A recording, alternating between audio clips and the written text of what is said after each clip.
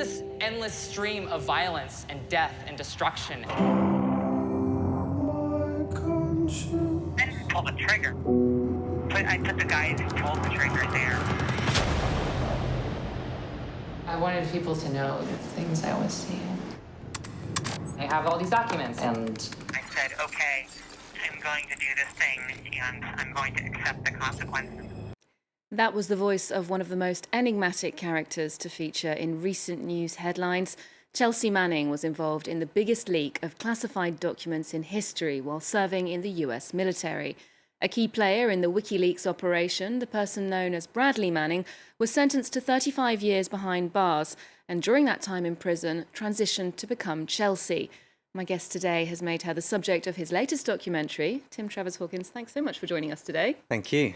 Well, your documentary XY Chelsea is showing here in France at the Porto Vecchio Political Film Festival. Now, I wanted to look back to the very beginnings of this film. Chelsea left prison in 2017 when her sentence was commuted by President Obama, but you actually wanted to start work on the documentary quite a while before that, when she was still in jail and she was technically inaccessible to you. That's right. I mean, actually, in fact, the film almost began out of this imperative of bringing some visibility to Chelsea. I was working on a series of documentaries under the label Unfilmables, and essentially in each one, it was a story of a political prisoner, a whistleblower, or another kind of activist who was in hiding or anonymous due to the actions that they'd taken. And Chelsea was a character who fell into this group of projects. And so when I began making the film, the only access I had to her were actually her written diaries from prison. And the whole idea behind the documentary was how could you bring to the full force, the full creative force of the documentary medium to bring these diaries to life and actually give her a voice where the powers that be had really stifled this and made her invisible. Okay, so she went from being unfilmable to, in fact, filmable. Indeed. Let's get a better look of that film. Here's a clip of XY Chelsea. something about like our 20s and us like running away from, you know, this weird problem that like we're cross-dressing and stuff. Like I was trying to like man up, and I think I'm not alone in that. You know, there's a lot of social pressure, especially for people in like the South and people in the Southwest and the West. I think there's a pressure to conform, and what better conformity environment than the military? So that's Chelsea Manning reflecting on the conflicts of identity, social pressure, her time in the military. And at one point in the film, she says, "I'm not the person people think I am." As someone who spent quite a long time with her, documenting her, what sort of person would you say she is? Well, I think, she's a very, very enigmatic and complex figure. And I think one of the most fascinating things about Chelsea is that she really evades simple classifications. So she doesn't really fit into these boxes, that we use to categorize people. And I think what she's really saying when she says, "I'm not the person people think I am," she's talking about the way that during the trial, she really didn't have her own voice, and she was portrayed in the media in a very particular way. And I think one of the ways that was very toxic for her was how her gender identity and the disclosures were linked. In a sense, they used her gender identity to pathologize the disclosures and to undermine the actual, what was driving her, what was inside her when she made the disclosures. At certain points, your film seems to hold back. There's a sort of polite, respectful distance from Chelsea. Was that a very conscious choice, and how difficult was it to balance proximity and also a certain amount of distance from your subject? Yeah, I think as filmmakers, we know that how we operate, how we interact with our subjects really affects the kind of outcome, the kind of film that we create. With Chelsea, I really wanted to allow the audience to go on a journey, to be inhabiting her skin to a certain degree, to really see the world through her eyes. And I wasn't there to be combative with her, particularly because I knew that I was with somebody who was vulnerable and who was in these initial stages of finding their freedom after prison. So I felt that it was much more important for me to be in the room, to be trusted, and to capture these kind of intimate moments than to go in all guns blazing and to challenge her. But I think in the film, you do see her being challenged from many different dimensions and from other, agents and characters and journalists. And so I really wanted to in a sense, withhold my judgment, because I think actually often as audiences, it's something we're rarely allowed to do, is make up our own minds. Now, alongside Chelsea Manning, another very high-profile whistleblower is Edward Snowden, who downloaded classified information from the National Security Agency and leaked that to the press in 2013. Since then, he's been on the run, currently in exile in Russia. He spoke to us last month about those actions, which many people have described as heroic. I'm really no different from you. And I think that's really the fundamental political importance, if there is any, of my personal story. Is we're not all good, we're not all bad, we're not different sorts of people. When you start thinking about the world in that way, oh, there's heroes, and oh, there's these terrible people, you're distancing yourself from them. You're going, I can't be a hero, I can't be a villain, I'm just a normal person. The reality is there aren't, these different classes. We're all the same. What is different are the decisions we make. And this to me is a fundamentally powerful thing, because it means you're never more than one decision away from doing something that can change the world.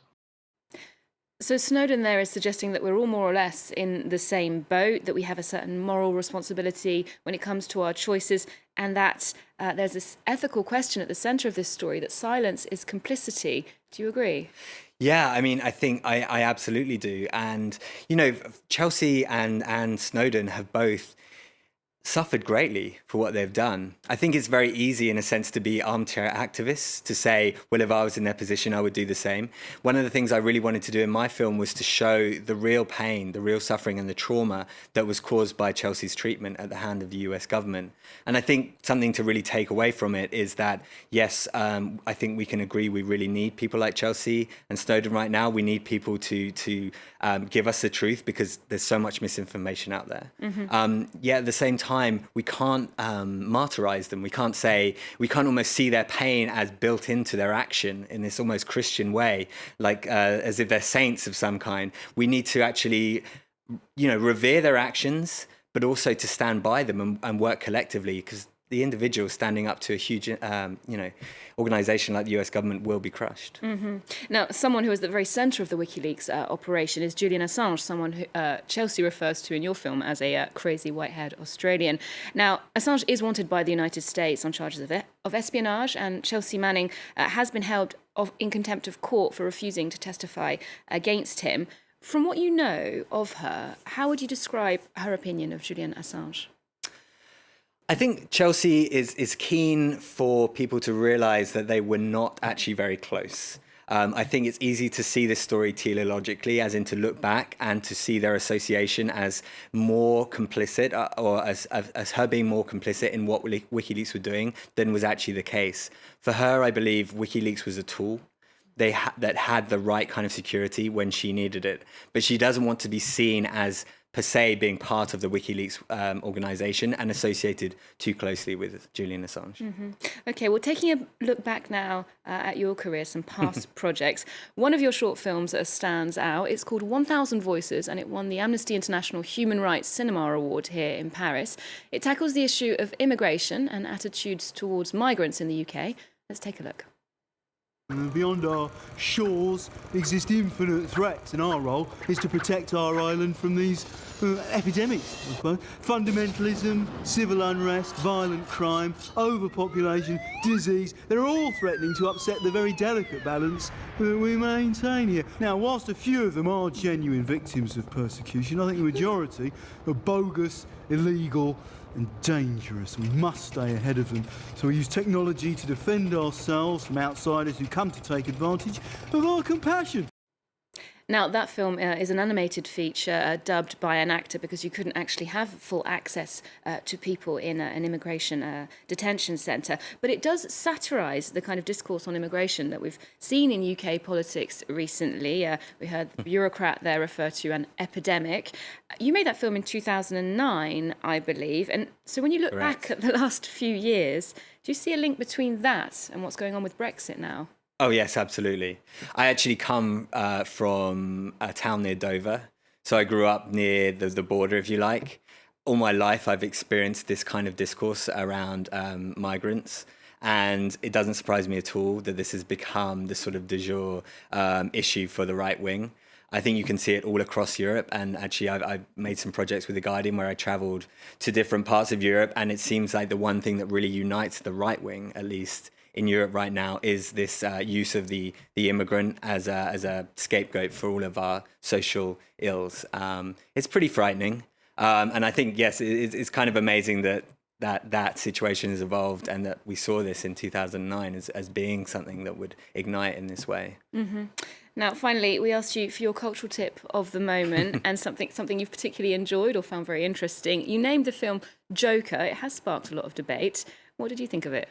Well, yeah, I think it sparked a lot of debate. I think some of the opinions that I've heard, I wasn't in agreement with. What I think is really, really interesting, and I think when a great piece of art is always open to interpretation, for me, it was an incredible representation of how white working class alienation has been distorted through the lens of culture, from solidarity and class consciousness towards a kind of violent nihilism. And I think we're in this terrifying point right now where we see these figures arise, particularly white working class and white people, white supremacy. And I think it's really part of this detachment of certain economic circumstances from a class consciousness towards sort of violent nihilism and racism. It certainly says some very interesting things about marginalisation. Thank you so much for joining us today, Tim.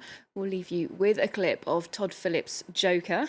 Do remember to check out our website for more arts and culture, and you can also keep up with us on social media too. There's more news coming up on France 24 just after this. Is this a joke to you?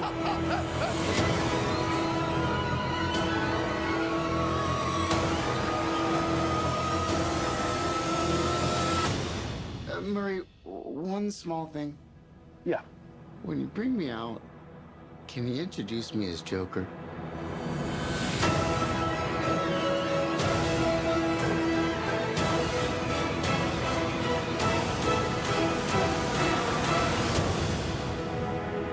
Send in the clowns.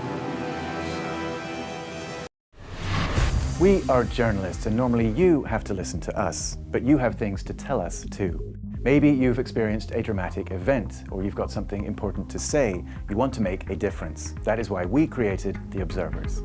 Now, the first step is very easy. You get in touch with our team. Send us your images, tell us what you've seen. And then it's our job to get your voice out there, on our site, on social networks, on your mobiles and tablets, and on TV, of course. You can appear in our weekly show via webcam. Or perhaps we'll come see you in person, where you live, in your country, your town, and we'll work together on a report for our investigative show, The Observers Direct. So you get the idea. This show is your show, your way to get your voice out to the world. Liberté, égalité, actualité.